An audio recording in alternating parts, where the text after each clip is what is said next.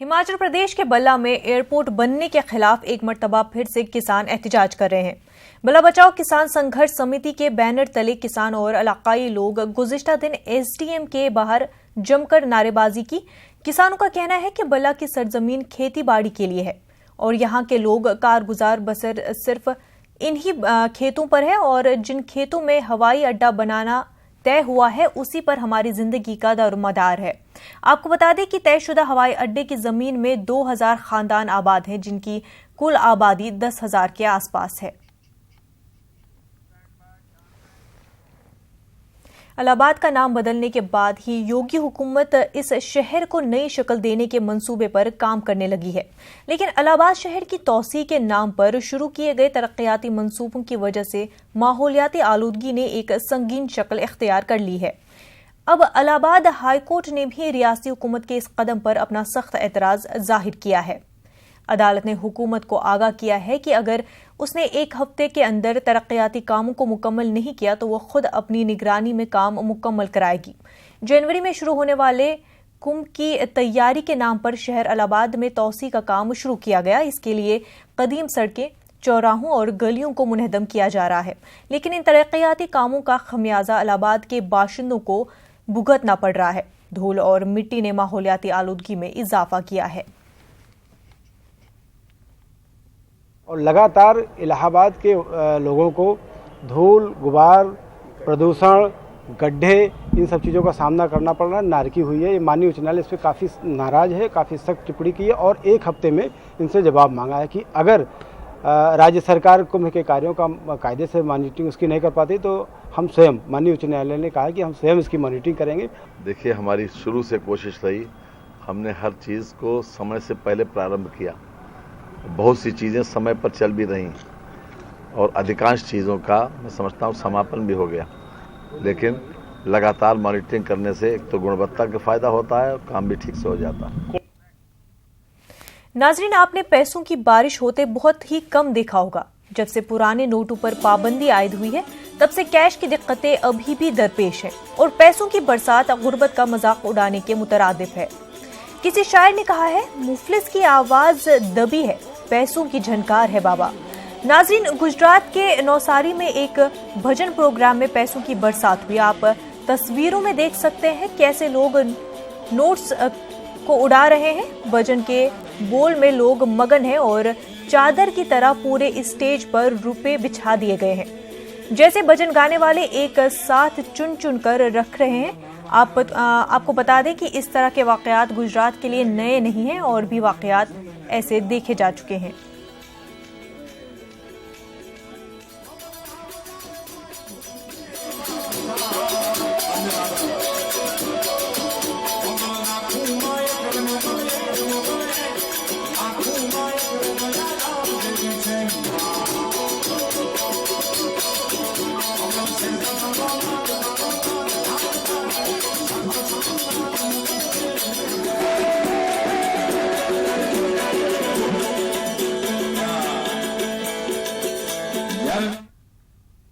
राजस्थान में असेंबली इंतखाबात 7 दिसंबर को होने वाले हैं। राजस्थान की सियासत के गेटवे ऑफ इंडिया कहे जाने वाले मेवाड़ का सियासी रंग कुछ अलग ही देखने को मिल रहा है। क्या इस बार इंतखाबी मैदान में कुछ नया होने वाला है? आइए देखते हैं मेवाड़ पर हमारे नुमाइंदे अरबाज खान की एक खास रिपोर्ट।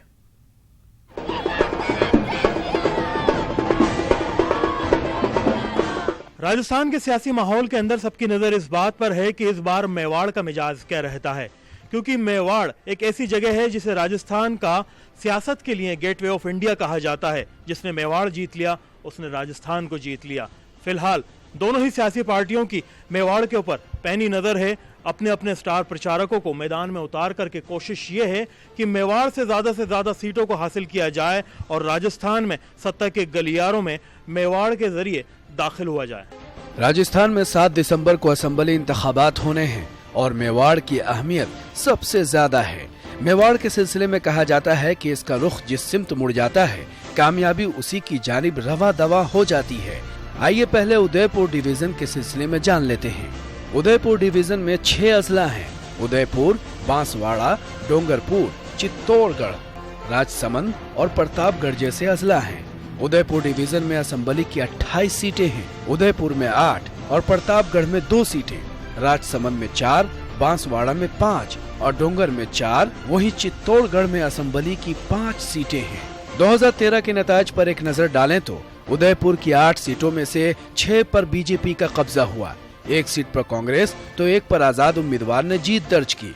डोंगरपुर की 4 सीटों पर बीजेपी की जीत हुई, वहीं राजसमंद की 4 सीटों पर भी बीजेपी की जीत हुई, जबकि बांसवाड़ा की 5 सीटों में से 4 पर बीजेपी तो 1 पर कांग्रेस की जीत हुई।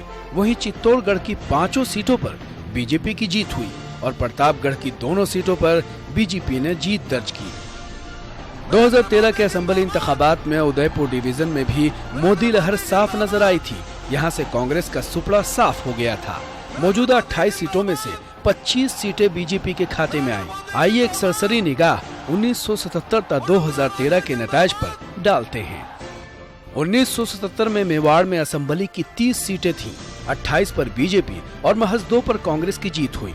बीजेपी के भैरव सिंह शेखावत ने सरकार बनाई। 1980 में कांग्रेस की हुकूमत हुई। मेवाड़ से 23 सीटें कांग्रेस की झोली में आई। 3 असेंबली सीटों पर बीजेपी की जीत हुई। कांग्रेस के जगन्नाथ पहाड़िया ने सरकार बनाई। 1985 में फिर कांग्रेस की हुकूमत हुई। मेवाड़ से कांग्रेस 26 सीटें लेकर आई। बीजेपी को 2 और आजाद उम्मीदवार को 2 सीटें हासिल हुई। पहले हीरालाल देवपुरा, फिर हरिदेव जोशी और उनके बाद शिवचरण मथुरा ने सीएम की कमान संभाली। 1990 में बीजेपी की हुकूमत हुई। बीजेपी मेवाड़ से 17 सीटों पर फातेह हुई। कांग्रेस ने 7 सीटों पर जीत दर्ज की। वहीं आजाद उम्मीदवार को 6 सीटें हासिल हुई। बीजेपी के भैरव सिंह शेखावत ने सरकार बनाई। 1993 में मेवाड़ से बीजेपी को 16 सीटें मिली। कांग्रेस 11 सीटों पर जीत दर्ज कर पाई। 2 आजाद उम्मीदवारों ने भी जीत हासिल की। बीजेपी के भैरव सिंह शेखावत ने सरकार बनाई। 1998 में कांग्रेस इख्तिदार में आई। मेवाड़ से कांग्रेस ने 23 सीटें हासिल की। बीजेपी महज 4 सीटों पर सिमट कर रह गई। वहीं 3 आजाद उम्मीदवारों की भी किस्मत रंग लाई। इस बार कांग्रेस के अशोक गहलोत वजीर आला बने। 2003 में बीजेपी की हुकूमत बनी। मेवाड़ से बीजेपी को 21 सीटें मिली। कांग्रेस 7 सीटों पर जीत दर्ज कर पाई। 2 आजाद उम्मीदवारों ने भी जीत हासिल की।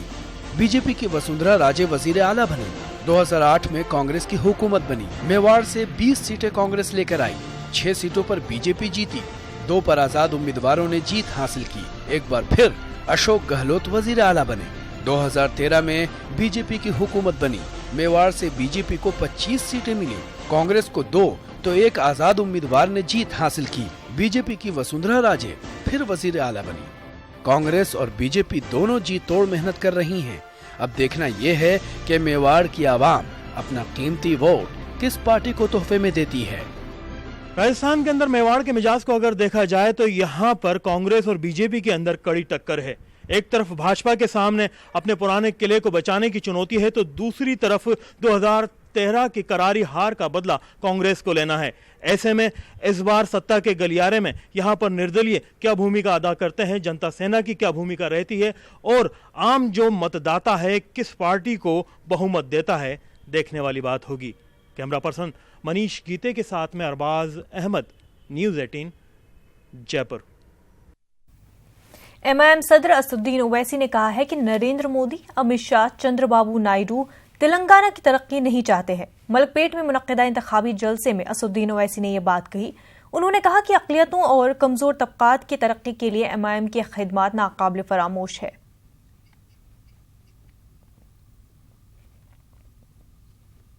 नायडू की वजह से जेलों में डाला गया, जिंदगियां बर्बाद हो गई चंद्रबाबू नायडू की वजह से।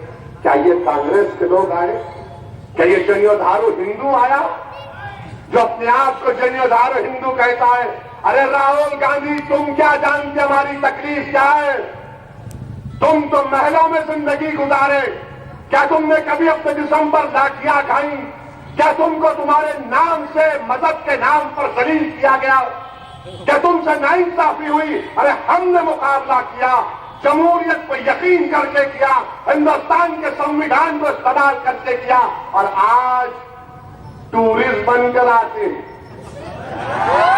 टूरिस्ट बनकर आते आसिफ नगर में जलसा करे, एक 1500-2000 लोगों को जमा करे, बसों में लाके बिठाए और मालूम हुआ कि 100 रुपये और एक पाकिट भी थी।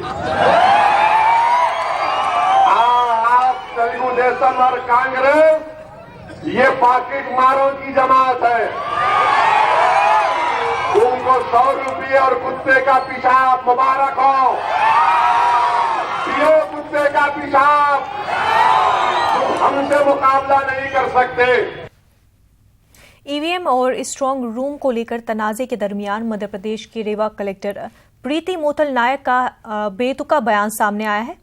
जायजे के दौरान कलेक्टर ने कांग्रेस कारकुन के सामने दावा किया है कि इंतखाबात उनके लिए मामूली बात है और वो फजूल के चक्करों में अपनी 25 साल की साख खराब नहीं करवानी है। साथ ही ये भी कहती सुनाई दी कि उन्हें आगे जाकर चीफ सेक्रेटरी बनना है। इसके अलावा कलेक्टर ने हिफाजती दस्तों को हिदायत दी कि कोई भी अगर स्ट्रांग रूम के पास आए तो गोली मार देना। यह सब उस वक्त हुआ जब कांग्रेस कारकुन ने स्ट्रांग रूम में ईवीएम की हिफाजत पर सवाल खड़े किए थे।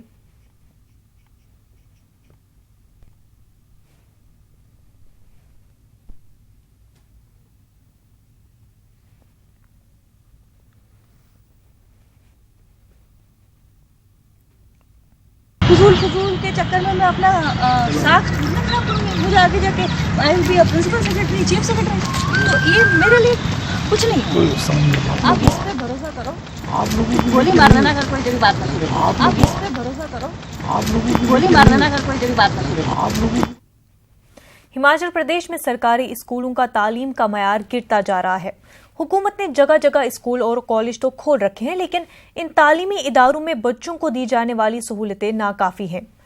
चंबा जिला के दूर दराज के इलाकों में पिछले 5 बरसों से दर्जनों स्कूल और कॉलेज ऐसे हैं जहां सिर्फ एक टीचर पढ़ाते हैं।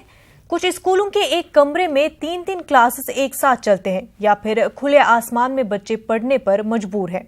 और अगर बारिश हो जाए तो छुट्टी समझी जाती है। ईंट और लकड़ी के पटरे पर बैठकर बच्चे तालीम हासिल कर रहे हैं। ऐसा नहीं है कि जिला इंतजामिया को सरकारी स्कूलों की बदहाली के बारे में कोई खबर नहीं है। जिला इंतजामिया को इन तमाम हालात के बारे में पूरी जानकारी है। इसके बावजूद सरकारी स्कूलों में तालीम और तालीमी इदारे खस्ता हाली के शिकार हैं।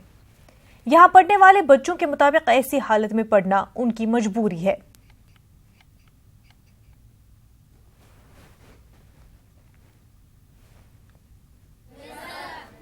ईंटों पे क्यों बैठे हैं? सर पढ़ने के लिए। ईंटों पे आपको यहाँ बैठने के लिए कोई हो नहीं? नहीं सर। कोई टाट वगैरह या डेस्क? नहीं सर। तो आप कब से ईंटों पे बैठ रहे हैं? सर पूरा साल। पूरा साल हो गया? सर। ऐसे बैठे हुए? Yes sir. अच्छा। तो क्या लगता है ठंड कोई? सर ठंड लगती है। ठंड जब बारिश वगैरह होती है तो कहाँ रहते? सर छुट्टी होती है उस दिन। बारिश होती है छुट्टी हो जाती है? तो आप घर चल जाते हैं? Yes sir. और ये ईंटों के ऊपर क्यों बैठे हुए? बैठना तो पड़ता है, सरकार से आपके पास कोई बैठने की व्यवस्था नहीं, टाट वगैरह कोई व्यवस्था नहीं है? तो कैसे ठंड नहीं लगती है आपको? ठंड तो लगती है, अब सर्दी का टाइम है, बीमार भी हो सकते हैं। सरकार से ये मांगे कि वो स्कूल का काम भी शुरू करे और कुछ बैठने के लिए डेस्क टाटे टूटे भी दिल होनी चाहिए। आप नीचे ईंटों पे क्यों बैठे हैं? सब पढ़ाई करने के लिए, अपना भविष्य बनाने के लिए यहाँ पढ़ाई कर रहे हैं, इसलिए हम यहाँ पे बैठते हैं। नहीं कोई ईंट अपना डेस्क होते हैं, आधुनिक जमाना है अभी है? नहीं सर। तो कितने टाइम से आप ईंटों पे बैठ रहे हैं? सर साल हो गया अब तो। 1 साल हो गया बैठे हुए? Yes sir. सर हमें बैठने के लिए अच्छी व्यवस्था हो स्कूल। सब समस्याओं के बारे में मैंने अपने स्टाफ के साथियों से डिस्कशन किया है और धीरे धीरे इन समस्याओं का हल कर रहे हैं। बच्चों की बैठने की व्यवस्था तो बिल्डिंग का काम चला होने के कारण हमारे पास जगह ही नहीं है और जो 2-3 कमरे हमारे पास हैं वो बहुत छोटे हैं, स्ट्रेंथ ज़्यादा है, 600 के आसपास हमारे पास स्टूडेंट्स है। इनके बैठने के लिए बंदोबस्त किया जा रहा है। आज कल ही हमने टाट नई भी मंगवा ली है और बच्चों को बैठने का व्यवस्था मैं कर रहा हूँ।